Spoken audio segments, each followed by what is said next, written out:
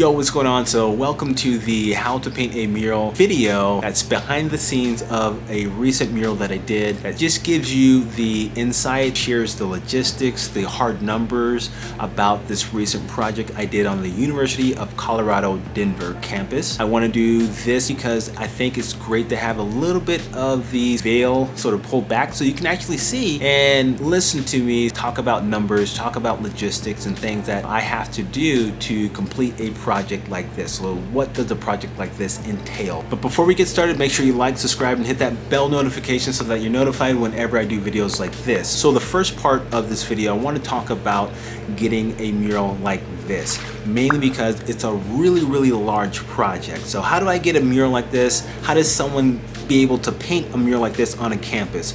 So this actually is my alma mater. I went to school here for my undergraduates and my graduate degree, my MBA, and I was really involved on campus, and sometimes even after I graduated I was involved. And a lot of the work I do is in Denver, which is basically around the actual campus. So a lot of the people that come and go on campus know of my work. So some of the people that just got hired actually reached out to me out of nowhere and said, hey, we would love for you to paint a mural on campus. So after they reached out to me, I basically had a meeting with them and we sort of just discussed exactly what they wanted, what I was capable of doing on campus, the scope of work, all these different little things. And then after that, we actually walked around campus to look at various walls. It's not a super large campus, but they have like a downtown traditional campus, and they have buildings in the city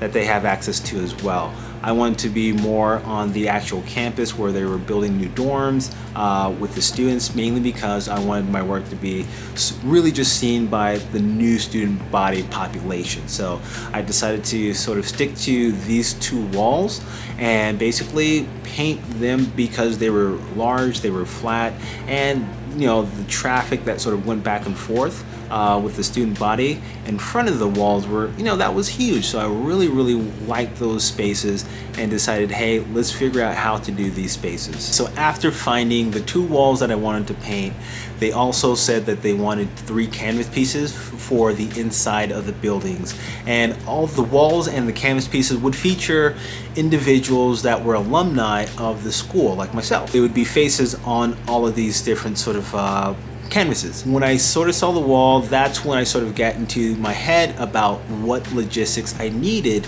to complete the project, and that would sort of tell me how much it would cost in terms of expenses and then what my artist fee would be. So the tall wall is about 70 feet tall. I would have to use a lift or a boom lift that's about 85 feet in length, and then the other wall is about, I'd say, 30 feet. So I would use scissor lift that can get around 40 feet. So those are the 2 pieces of equipment that I would need.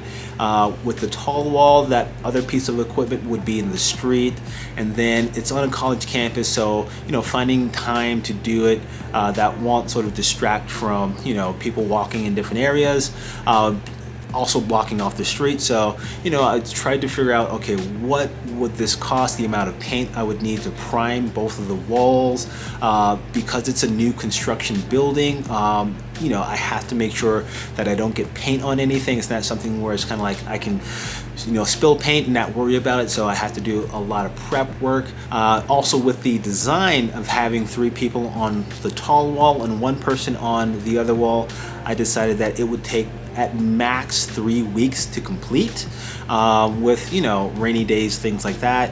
So I actually just came up with the cost around just below 70K. So that is basically what I went at them with everything being all inclusive. Not only that, I would be available for commercials or anything marketing wise. Because this was through the communications department, I know they wanted to get it out there, so they can film me, they can do anything they want with the footage. They can also keep the rights to the artwork that I created, mainly because it's not sort of like a wholly original sort of piece that I'm creating. It's based off of the likeness of alumni. So, I was like, I don't mind giving up the copyrights to that for them to use in marketing in perpetuity, meaning forever.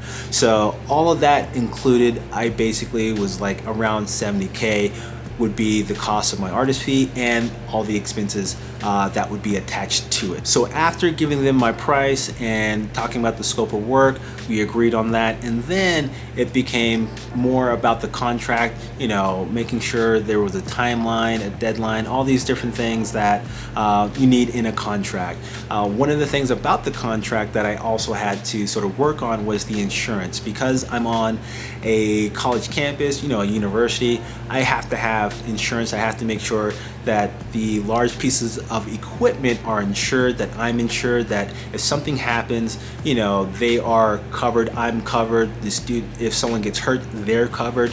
So that was a big part of it. So I had to actually get heavy duty equipment insurance, or mobile large scale equipment insurance. So that was like another premium I had to add on to my general liability insurance as well.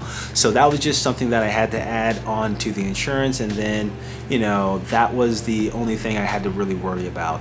Other than that, the contracts were pretty clear cut about the copyrights, and then basically once we completed that, that's when the design part started. So now that we're in design mode, that's where I really shine and try to communicate a design that's best for that space and the audience. So a lot of times when you're the artist, you're the designer, a client comes to you and sort of gives you a specific idea or a problem or situation, and your job is to think about it creatively, how to solve that problem. For me, it was all about how do I sort of communicate the greatness of the different alumni that they had. So I talked to them about giving me a list of alumni and ability to actually meet them and do my own photos, because I didn't want to work from other people's photos. I wanted them to come to me and we would sort of do a whole entire photo shoot. So we did that and it went amazing. We met up on campus and did a whole photo shoot. They filmed it and everything. I was able to create a ton of different images to work from and reference photos to work from, and then I arranged them in different orders on the walls in my Procreate to actually mock things up to see how they would flow, and I got sort of like a design nailed down, and that's when I submitted that to the university, and they really loved it right out the box. There wasn't a lot of back and forth, which is really great for me because it just makes everything a lot more smoother. And I think also too, doing your own photos and reference shots and things like that, whenever you're doing murals and things, you're able to really curate the shot that you want for that specific wall. So I was able to get the shot that would really make the wall pop. One thing about the design, whenever I'm designing for a space, I also have to make sure I can actually achieve all the elements that I put on that design, because it's really easy to sketch out something that's really complicated. It's a lot harder to get on a lift and actually complete those sketches or those things that you put into a design. So, everything that I did on the sketch, I had to figure out on my head, how would this work out in real life in terms of me on a 70 feet in the air? How would I create this circle? How would I sort of make this? How would I make that? How would I sort of go about covering this area with a solid color? So all these different things I had to worry about as I'm creating on my iPad. So that is something that you always have to think about when creating a mural, is like, how do I do this on a wall if I only have a ladder, if I have a lift, if I have a boom lift, if I'm just on the ground? So that is something that I always have in the back of my head whenever I'm doing design work. So after the design is nailed down, that's almost kind of like the green light for me to start scheduling all the supplies and the equipment and buying materials, because from this design I know how much red I need, I know how much blue I need, I know all the different colors. So then I can start ordering a lot of the stuff that I need. And for the lift, it cost around $4,000 to rent for 4 weeks. The scissor lift was about $2,000.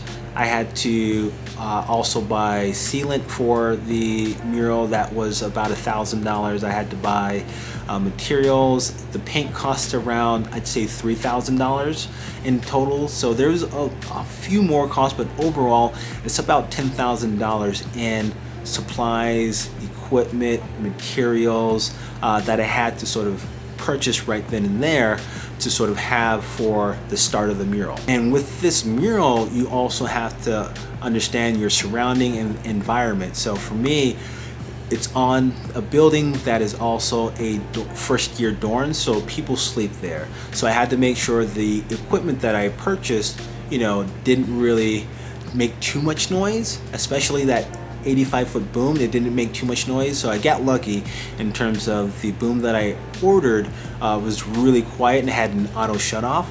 But I also had to think about the time of day I would work, the amount of space I would sort of take up in terms of public access. So they had to sort of block off the streets because it's a two-way street and the boom that I'm on is in the street. So because you don't want accidents to happen, you have to block off those streets, and then you have to sort of have a barrier so that people don't walk under it, people don't walk around the boom when I'm working, because you just want to reduce the amount of accidents that may happen. So that was really coordinating with the campus facility managers and things like that, just to make sure that everything was safe. So that's another part of doing this mural, is coordinating with the people to make sure the environment was safe for me to actually paint. So after everything was delivered, I was able to actually start, but the first thing was actually making sure that I prepped everything to where I wouldn't get paint on it. So covering the lift bed in cardboard, making sure I had plastic down in front of the wall in case I spilled paint, making sure that, you know, I don't get paint anywhere around the wall. So that was step number one. Step number two is just making sure everything was safe. So I have a harness that I use all the time for lifts. This is something that I keep in my car trunk, just in case I have, you know, a boom lift and I need to go 70 feet in the air. I keep one on me, I keep a harness on me. So putting on the harness, and after that, you know, just documenting everything. So I'm gonna cut it off here for part number one, and then part number two will be about the execution of the mural and coding it and all that stuff. So that is where I'm gonna leave it off now, because I don't want it to be too long of a YouTube video. Just want you to get the gist of it and just chomp on some of the things that I kind of communicated in this video and apply it to things that you're trying to do in your sort of mural practice and sort of the jobs that you have coming up. And if you have any questions, make sure you throw those in the comment section so I can address those in future videos. So hopefully you'll like part one. Definitely check out part two coming soon, and I will see you next time. Peace.